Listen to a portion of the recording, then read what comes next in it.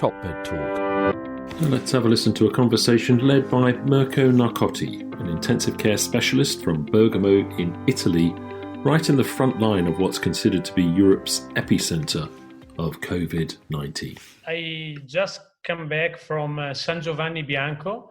Is one of the little healthcare system in a part of Bergamo. And today I showed some healthcare system in Bergamo because a reporter of help me, Maurizio, Mark come from Wall Street Journal, is going to do a reportage about the situation. And so I try to show him the main problem that in my mind we found with this epidemic situation. Because, you know, this epidemic situation, in my opinion, is like an Ebola. You have to think that, because you have to be fear. If you don't look the fear on the eyes of the people, that means they are not prepared. Because it's not Ebola. Ebola is a big lethality, but when you have a thing that a big lethality, probably the spread is not so high. You can think to the SARS. SARS make 3,000 deaths in the world, and people waited the SARS several months, but the SARS stopped in China. The first case of COVID in China was the 8th of December.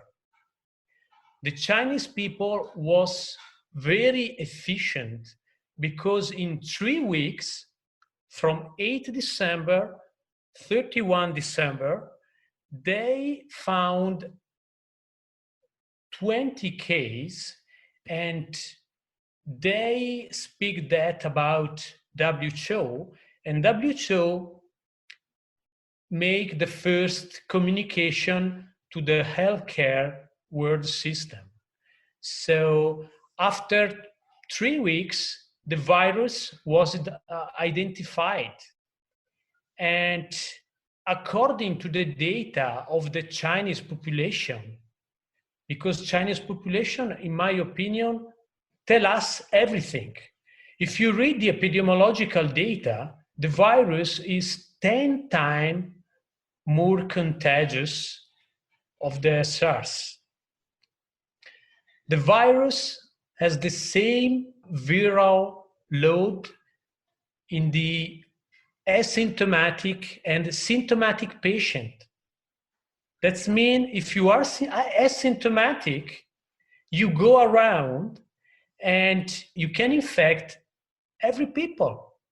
But I don't know why in my hospital, no one read the epidemiological data about Chinese population. The people work and they don't know the epidemiological data. They don't know that probably the children and the child are dangerous because they fall ill very few. They are often asymptomatic, and probably they are the main carrier of the virus. We have actually in the hospital 500 cases of COVID. Our hospital is the hospital of reference of the Lombardia region, of the Bergamo, is the town with 1 million people. So it's the main hospital where we do everything, transplantation, we treat children with any pathology.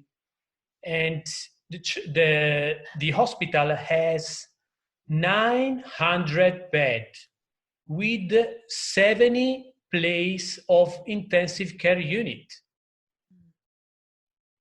70 beds in your intensive care unit? No, not in mine, but in all hospital, because because we have the general intensive care, the neurological intensive care, and we have also 18 beds for children from 0 to 18, excluding the neonatal area. Now you have to imagine that we have 500 patients with COVID in the hospital, 500. And the most of the people has critical situation. In a normal situation, that people should be in critical area. But they cannot stay in critical area because all the 70 beds of intensive care are occupied by patients that have the more severe case of COVID, the more severe case of respiratory failure. So the hospital is totally paralyzed and is totally contaminated. So actually, if we receive a pregnant patient, because the pregnant patient have to give a baby, and there is no space, the clean space, to allow a sure cesarean section or a sure delivery. If we receive a child with appendicitis, we have to do surgery, and we don't know if the operator or the anesthetist are asymptomatic colonized operator. And this is the situation of the central hospital. And the main message is, when you have a real epidemic situation and nobody in the world, in the rich world, have experience about that, it's not enough an epidemiology knowledge developed in USA, because in USA nobody see an epidemic situation. You have people that can have experience to work in a country where an epidemic situation destroy everything. I try to explain my chief, but it's very difficult, and they laugh me. Epidemic situation is not a pathology. The pathology is a clinical manifestation, but epidemic situation is a social problem. You have social problem that increase the spread of the virus, allow the diffusion of the virus, and maintain the diffusion of the virus. And we have no vaccination. This is the problem, because when you work in humanitarian situation, you do a survey with the normal epidemic situation, polio and measles, and you do survey because it's very important to detect the first case, the first cluster about infection diffusion. You detect and you start a big vaccination of the population. But we are not in this situation. We have not vaccine. So the only thing that you can do is to survey your population.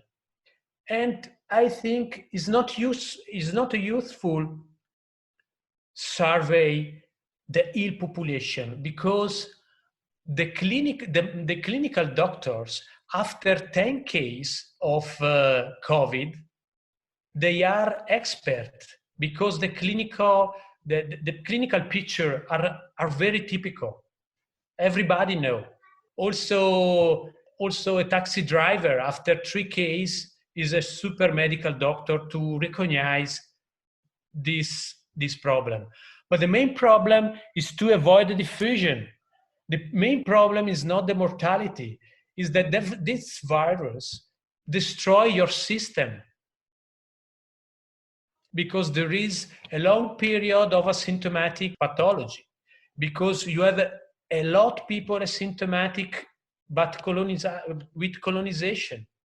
And there is at least 15 days that the people seems normal, but the virus is inside them. Monty, Mythen here. On the basis of the fact that thank you very much for all of your work. I'm really, sad that you're under such pressure there at the moment. What do you think we should do to have some lead time, whether that is Andrea in Naples or us in London or Mike and Desiree in the USA? What would you advise us to do over and above what we're trying to do at the moment, which is to put measures in place to try and slow the spread of the disease? So, first of all, you have observed your epidemiological situation. When you observe one case, or when you observe one death, probably you have at least 1,000 people with the virus. Because the lethality of the virus is very low. When you see the data of the WHO, but this is the reality about all the epidemic situation. You read only the confirmed case with diagnostic tool. In this case, is the PCR, RNA PCR. But it's very important to know the denominator of this problem.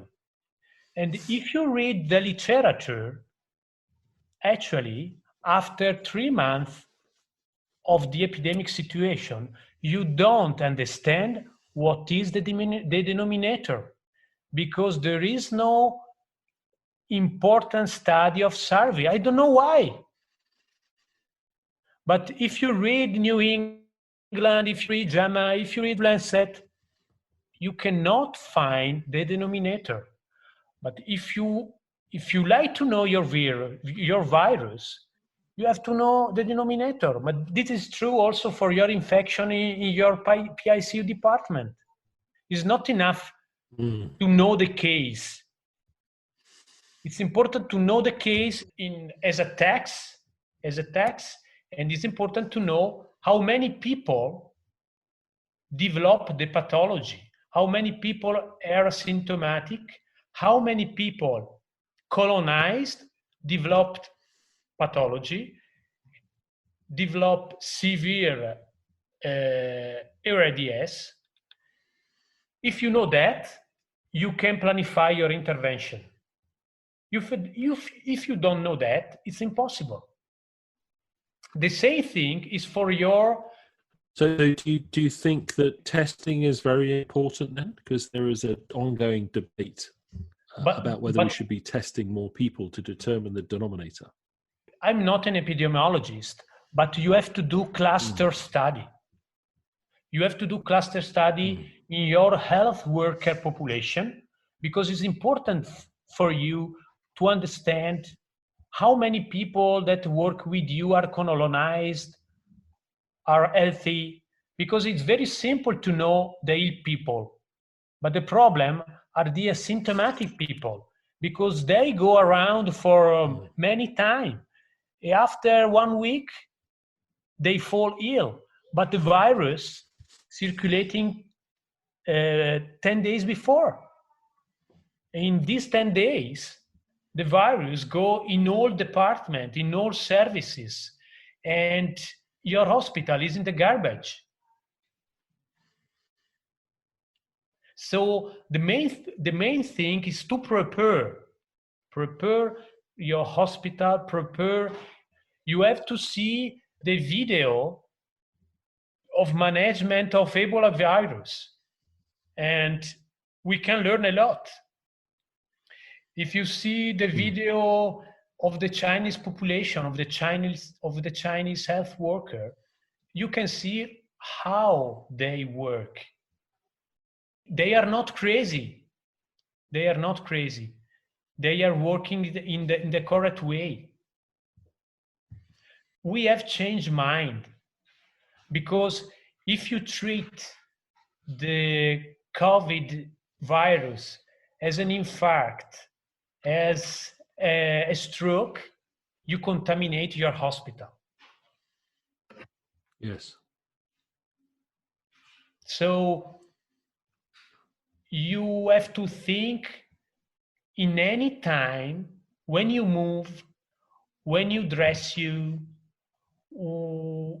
anytime, you have to ask yourself, I'm doing something that can contaminate the contest?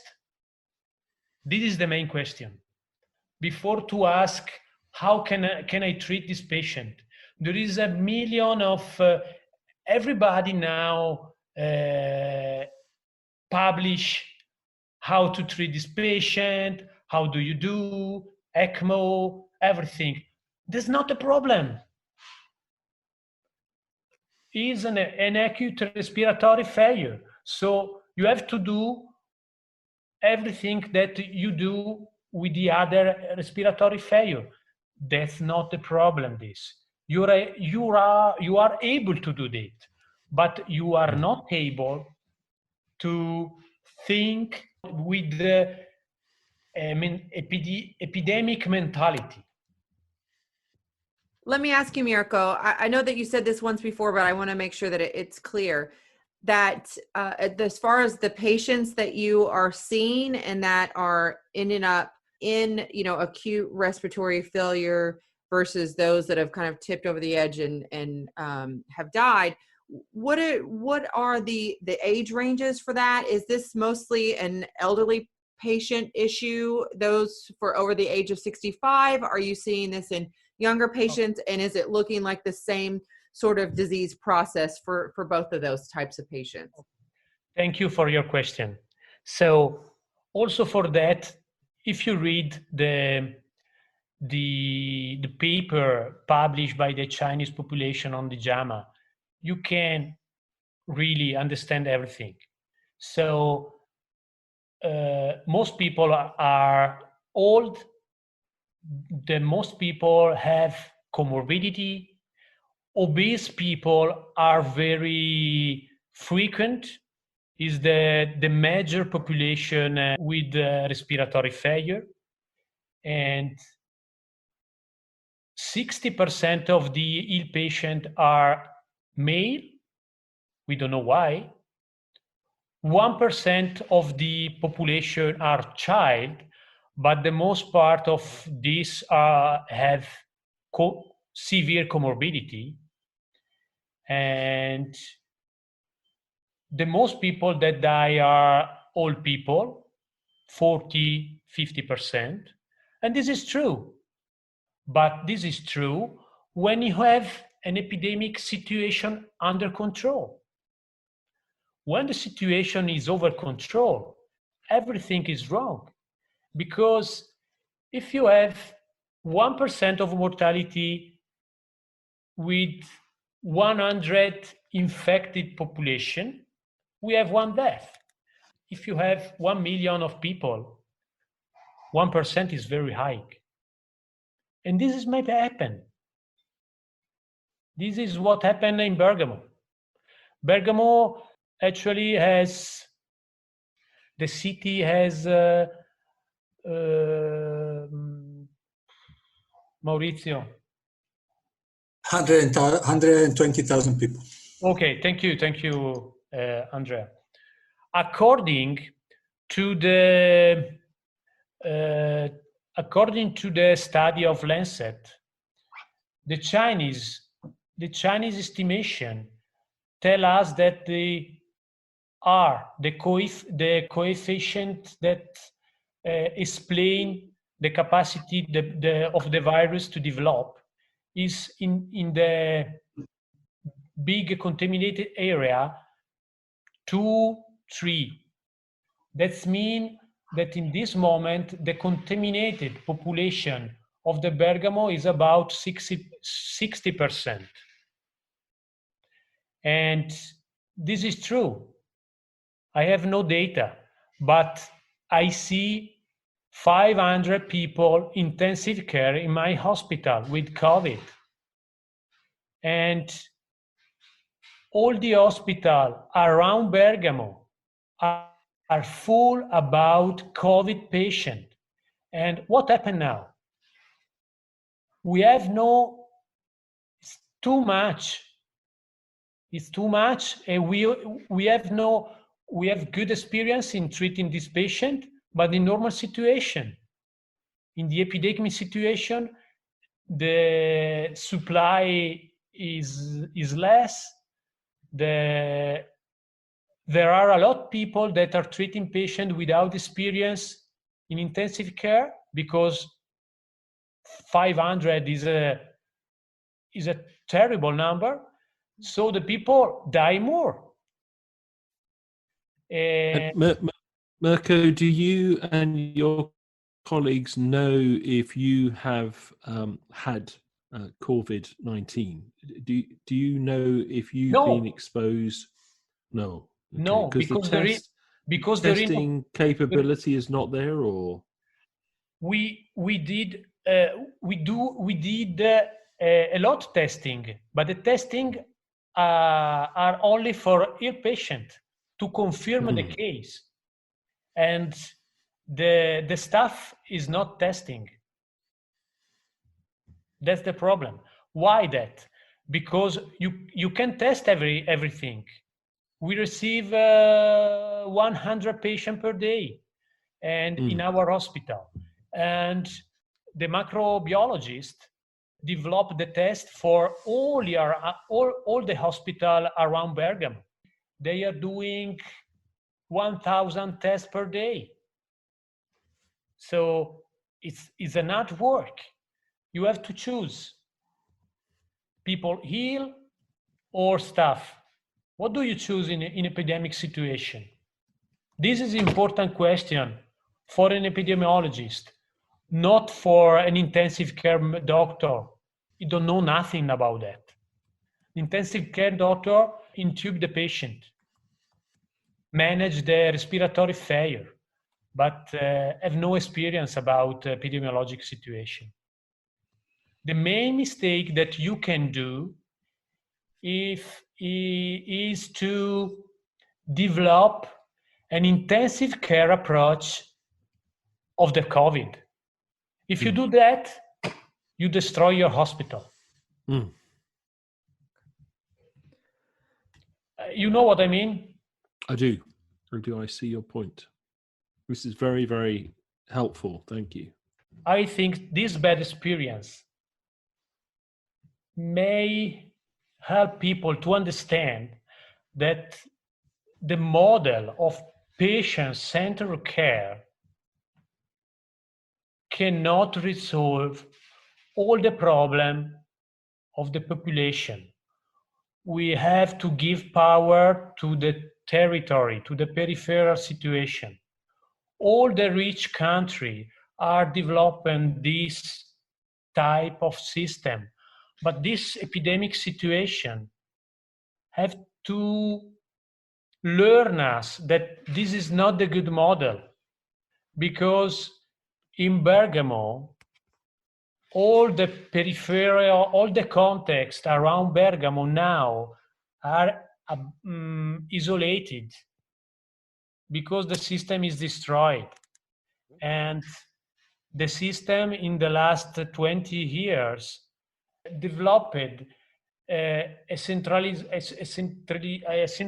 system, reducing more and more device, doctor, and everything in the area around the town. And now we have no the possibility to treat these people, and we have to learn that. We have to give power to the community. In this situation, I treat people in hospital in peripheral situation. And most people, this is an important clinical question. Most people, when has fever, probably develop very early hypoxia, day by day, and nobody detect this. And after 10 days, people arrive in hospital without energy because they breathe 10 days without oxygen, maybe with 80% of oxygen.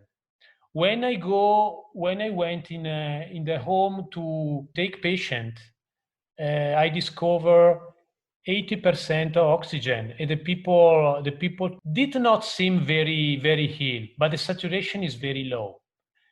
For me, this means that if we bring the oxygen at home, if we treat them with telemedicine, we leave the virus at home.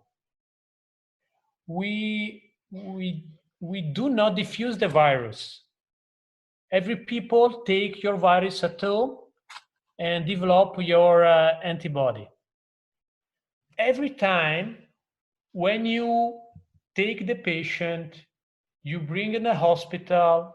After that, you bring in the other hospital because the patient develop a severe RADS, and so you bring in the other important hospital.